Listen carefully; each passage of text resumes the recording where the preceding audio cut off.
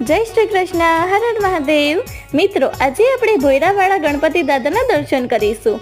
મુખ્ય ગણેશ મંદિરથી 50 ફૂટ દૂર પાતાળેશ્વર મહાદેવનું પૌરાણિક મંદિર આવેલું છે. આ મંદિરમાં સ્વયંભૂ આરસપાળના ગણેશજી બિરાજમાન છે.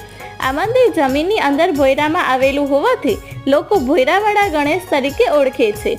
અહીં ભોયરામાં વક્રતુંડ બિરાજમાન છે. આ સિંદૂર સ્વરૂપના દર્શન કરી ભક્તો ધન્યતાની અનુભૂતિ કરે છે.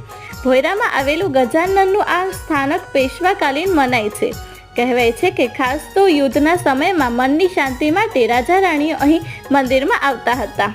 મંદિરના ટ્રસ્ટીના જણાવ્યા અનુસાર આ મંદિર 350 થી 400 વર્ષ જૂનું હોવાનું માનવામાં આવે છે અને આ મંદિર અમદાવાદની સાબરમતી નદીના પૂર્વ કિનારે લાલ દરવાજા પાસે આવેલું છે.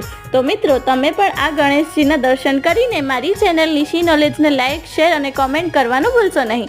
હર હર મહાદેવ.